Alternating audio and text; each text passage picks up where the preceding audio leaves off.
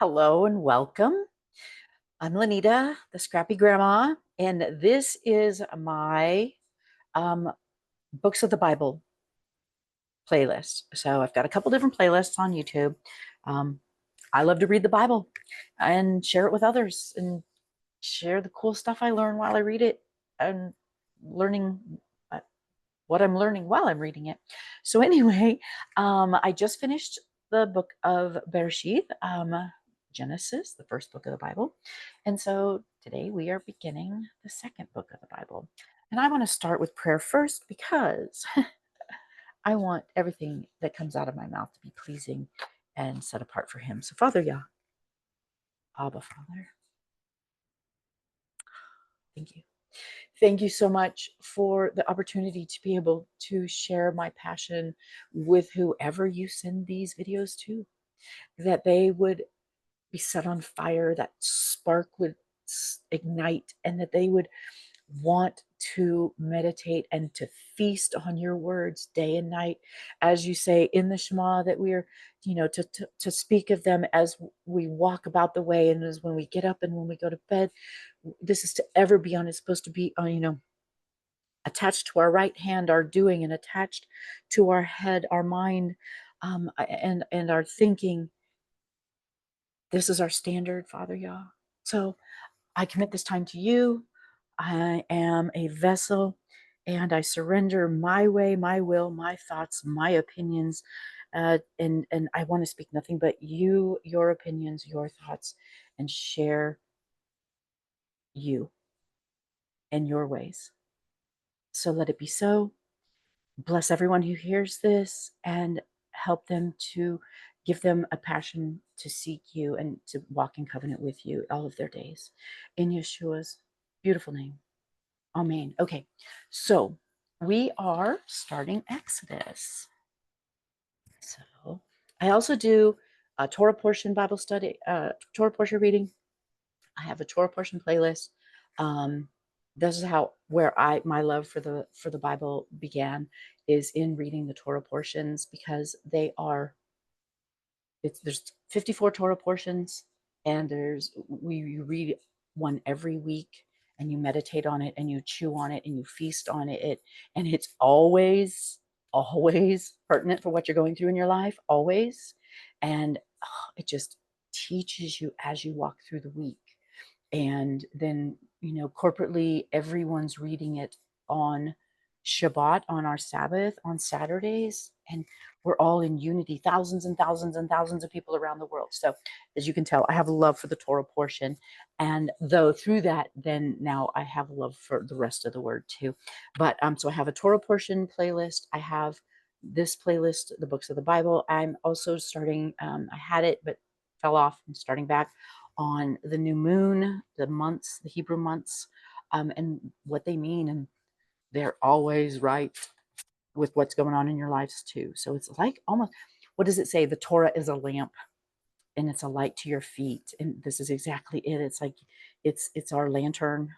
And we read it during the week, and it's like, okay, how do we navigate through this dark world? Oh, here's my light, my lantern. Yes, I made it through this week, and I learned so much, and I, repented and renewed and became. So anyway, all right, we're going to get started with the book of Exodus. So let me see here how I'm going to share my screen, and it's going to be that one, and put my little face down here in the bottom, out of the way, and start. Sorry, my way of being technical. So Exodus. So this is when Israel increases greatly in Egypt. So, and these are the names. Oh, fun. We get to do some names. Okay, good. These names I'm pretty familiar with. And these are the names of the children of Israel, Yasharal, who came to Mitsrayim. So Israel, who came to Egypt with Ya'aqob, Jacob. So when, Joseph, he was in Egypt, and then his dad, Jacob, came. And so these are all of his children who came with him, each one with his household. Reuben, Shimon, Levi, so Simeon, Levi. Yehuda is Judah. Yissachar, Issachar, Zebulun, Benjamin, or Benjamin, Benjamin, Dan, Naphtali, Gad, Asher, and all those who were descendants of Ya'aqob were 70 beings. Okay, so Jacob and his family, there were 70 of them that ended up going and living in Egypt because Joseph was Pharaoh's right-hand man. And they were able to settle in the land of Goshen, which was rich pasture land for their shepherds, for their sheep. And now, okay, so Joseph died, and all of his brothers and all of that generation. So all these guys died, but they have, their family lines now. And the children of Israel were fruitful, and they increased very much, and they multiplied and became very strong, and the land was filled with them. Pharaoh oppresses land. And sadly, as these generations are being born in Mitsrayim, in Egypt, a lot of them are, they were like 200 to 400 years, something like that. I can't remember exactly which one. Let me write myself a note. How long in Egypt? Mitsrayim. But anyway, I mean, generations and longer than we have been here in America. So that tells you how many generations and how easily they could, start losing their ways and adopting Egypt's ways, and which is they did. That's why the golden calf, because that was something that was in Egypt that they worshipped, that they learned from there. But anyway, okay, so the new sovereign arose over Mitsrayim. So the new king or Pharaoh of Mitsrayim, who did not know Joseph, and he said to his people, "See, the people of the children of Israel are more and stronger than we.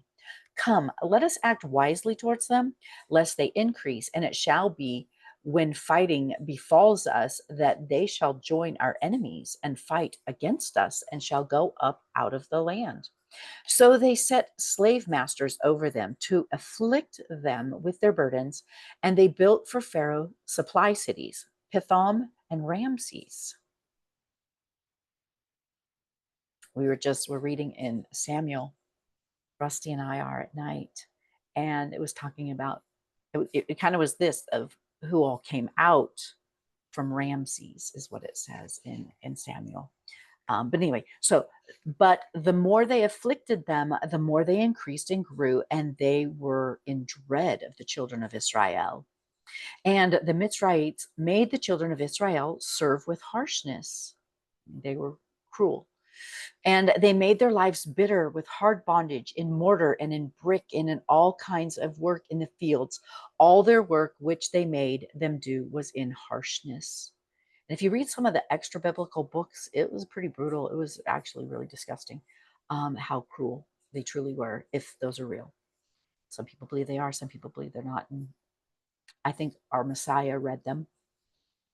So I don't think it's awful for us to read them, but maybe not put them in the, maybe they were in the Bible and taken out. Not sure. Some of them are pretty wild, though. Anyway, then the sovereign of Mitsrayim spoke to the Hebrew midwives, of whom the name of one was Shiphrah, and name of the other was Puah. Is that right? Shiphrah, whatever. And he said, when you deliver the Hebrew women and see them on their birth stools, if it is a son, you shall put him to death. But if it's a daughter, then shall she live. She shall live. But the midwives feared Elohim and did not do as the sovereign of Mitsrayim commanded them, and kept the male children alive. So the sovereign of Mitsrayim called for the midwives and said to them, "Why have you done this and kept the male children alive?" And the midwives said to Pharaoh, "Because the Hebrew women are not like the Mitsrayim women, for they are lively and give birth before the midwives come to them." So Elohim was good to the midwives, and the people increased and became very numerous.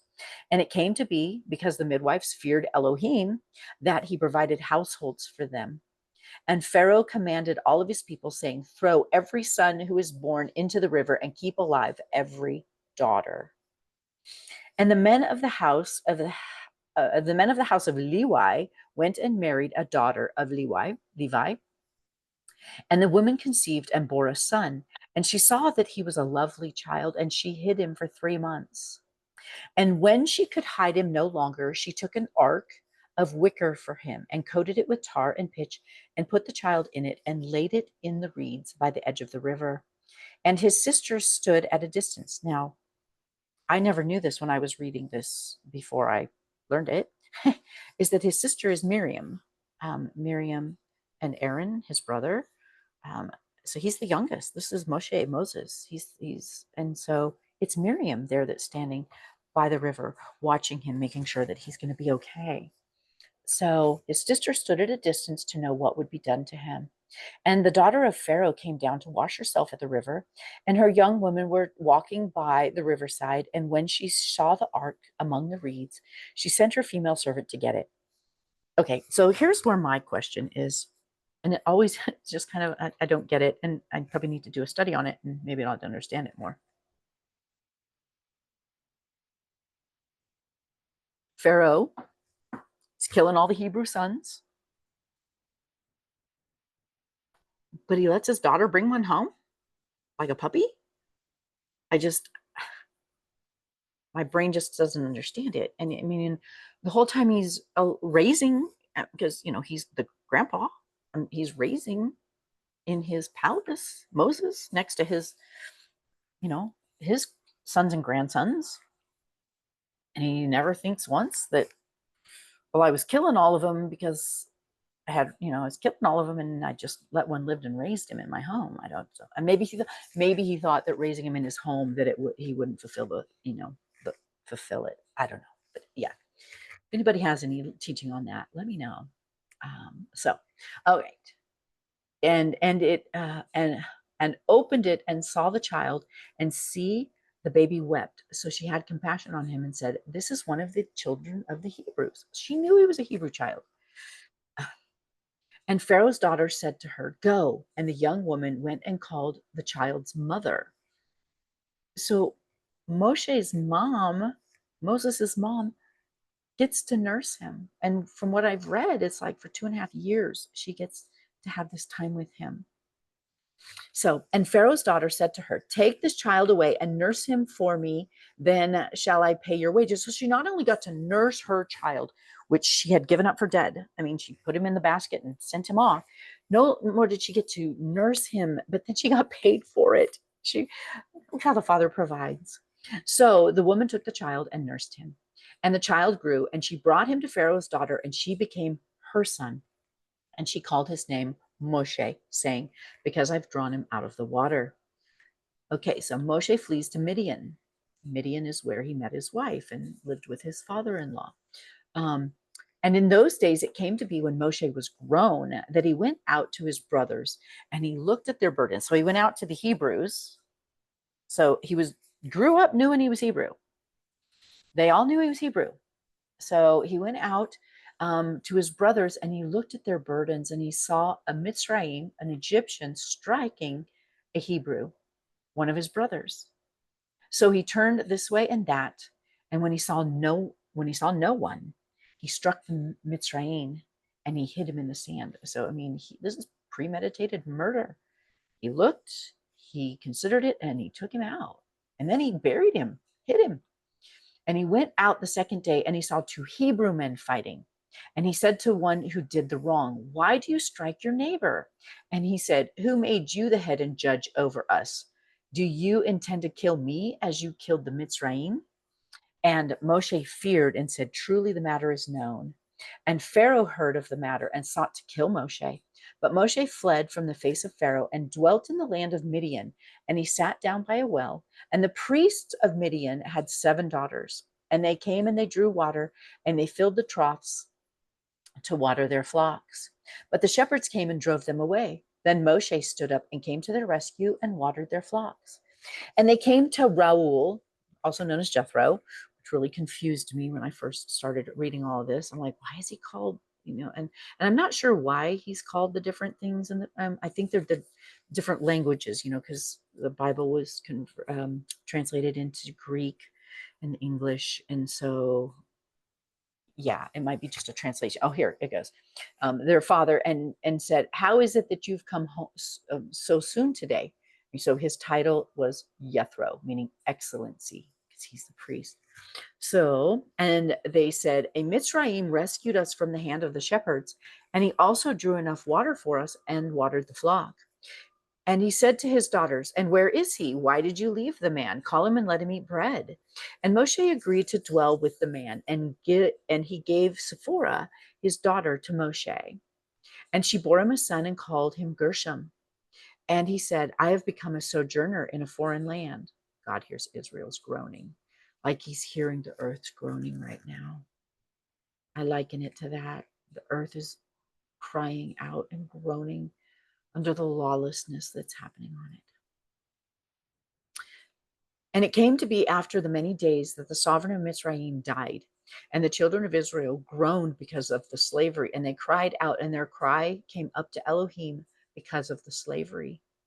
And Elohim heard their groaning, and Elohim remembered his covenant with Abraham and with Yitsḥaq and with Ya'aqob, Jacob, Abraham, Isaac, and Jacob. And Elohim looked on the children of Israel, and Elohim knew.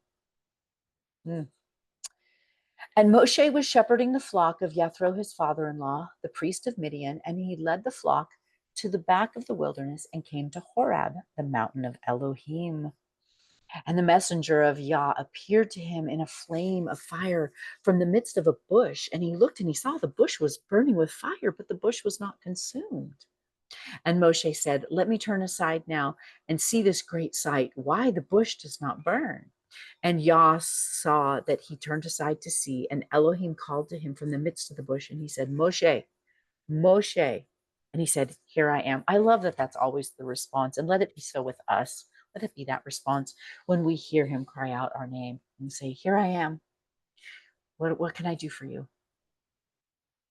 And he said, "Do not come near here. Take your sandals off your feet, for the place on which you are standing is set apart ground." And he said, "I am the Elohim of your father, and the Elohim of Abraham, and the Elohim of Yitsḥaq, and the Elohim of Ya'aqob." And Moshe hid his face, for he was afraid to look at Elohim.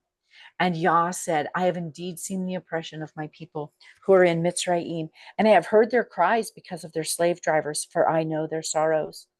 And I have come down to deliver them from the land of the Mitsrayites, and to bring them up from that land," listen, "to a good and spacious land, to a land filling with milk and honey, to a place of the Canaanites and the Hittites and the Amorites and the Perizzites and the Hivites and the Jebusites." Here he's making a promise. He's already promised this, and now it's time. What's been promised to us? And he's a promise keeper. What is he going to come through for? Always hope. "And now come, I am sending you to Pharaoh to bring my people, the children of Israel, out of Mitsrayim."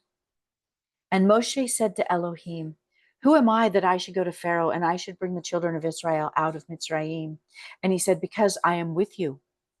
And this is to you the sign that I have sent you. When you have brought the people out of Mitsrayim, you are to serve Elohim on this mountain." And Moshe said to Elohim, "See, when I come to the children of Israel and say to them, 'The Elohim of your fathers has sent me to you,' and they say, 'What is his name?' What shall I say to them?" Because he's gonna go to the Hebrews, and he's been raised in the palace with Pharaoh, and he's gonna like, "Yeah, I'm the one. I'm your redeemer. I've come to, lead you out of slavery." And they're like, "Whoa, wait a minute. You are Pharaoh's son. You're a traitor. You no, they're not going to trust him." So he was right to be concerned. And Elohim said to Moshe, "I am which I am." And he said, "Thus you shall say to the children of Israel, 'I am has sent me to you.'" The Hebrew text reads, oh my gosh, I can't pronounce any of that. And the word Eliah, Eliah, Asher, Eliah. The word Eliah being derived from Haya, which means to be, to exist. But the Aramaic text here in verse 14 reads, Ayah Asher Ayah.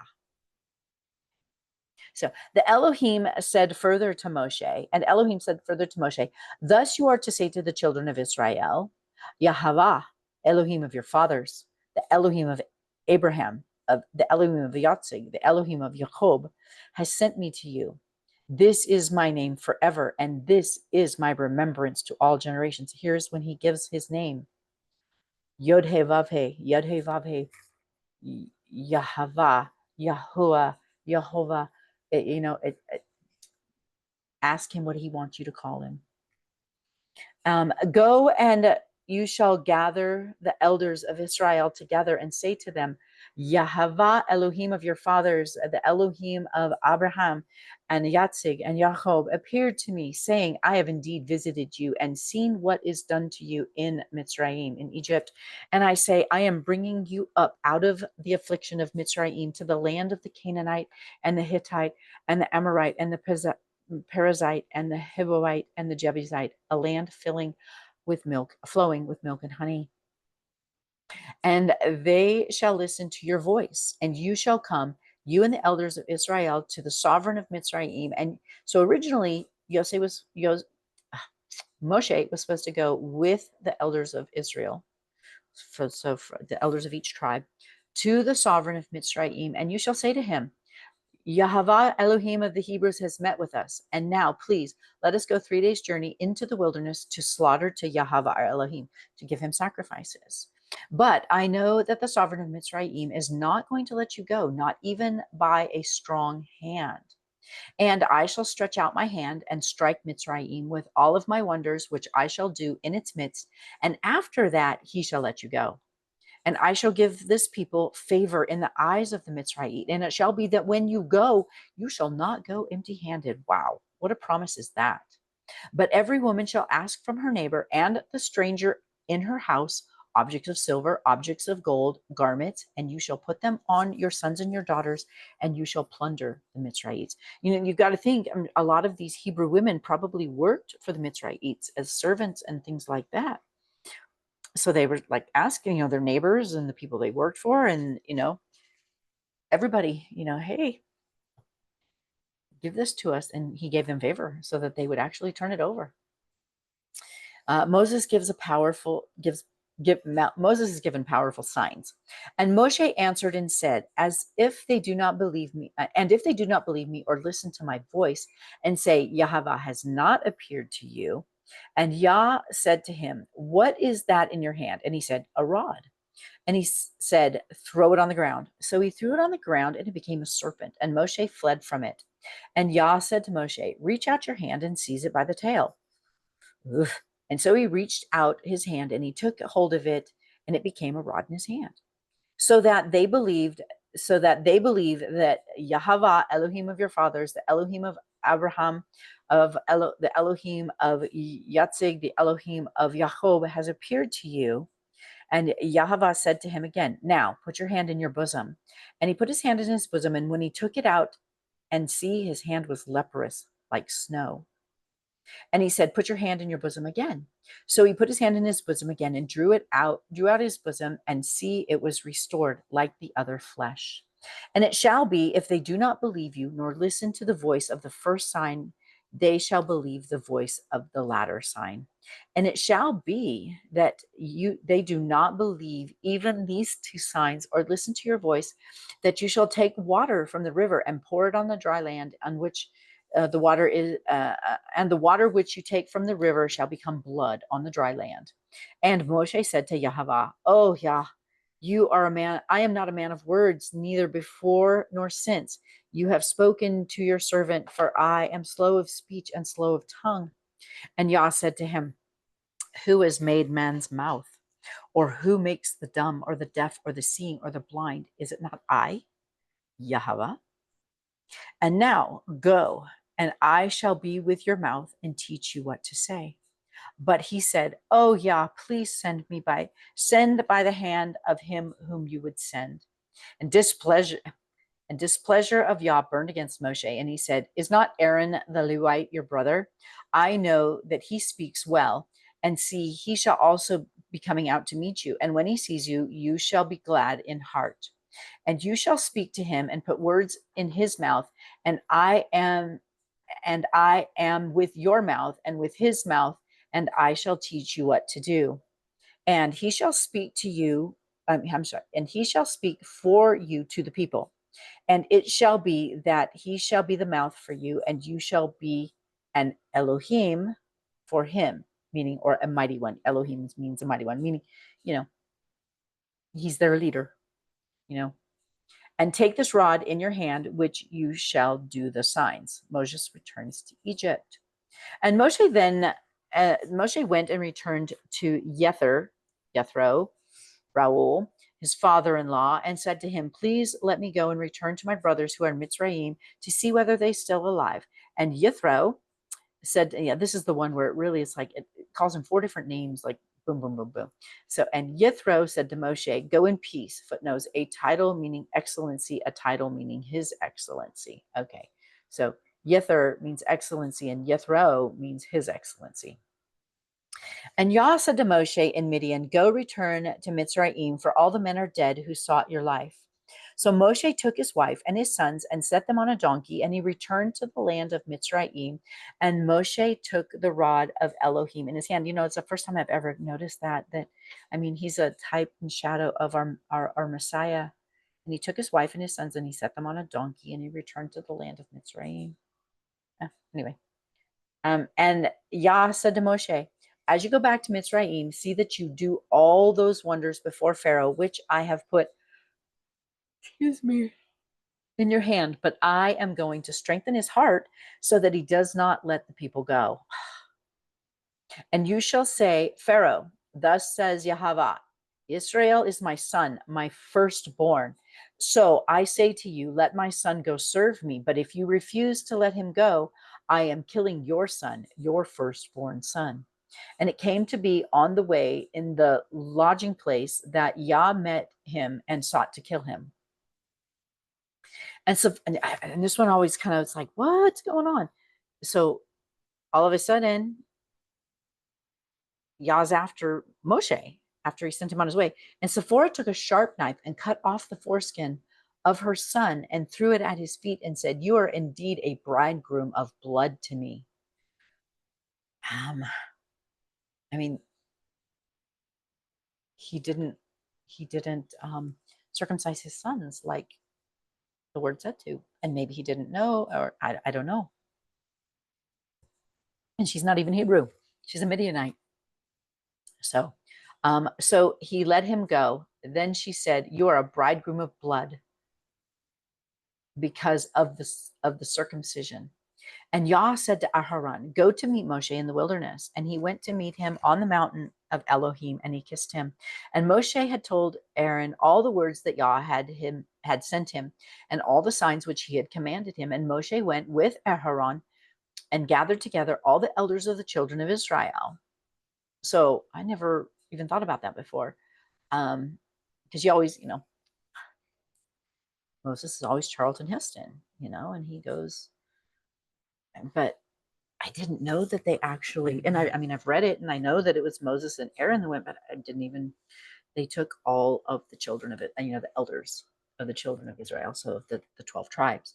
And Aaron spoke all the words which Yah had spoken to Moshe. Then he did the signs before the eyes of the people, and the people believed, and they heard that Yah had visited the children of Israel, and that he had looked on their affliction, and they bowed their heads and did obeisance. And afterward, Moshe and Aharon went in and said to Pharaoh, thus said Yah, Elohim of Israel, let my people go, so that they celebrate a festival to me in the wilderness. And Pharaoh said, who is Yahweh that I should obey his voice and to let Israel go? I do not know Yahweh, nor am I going to let Israel go.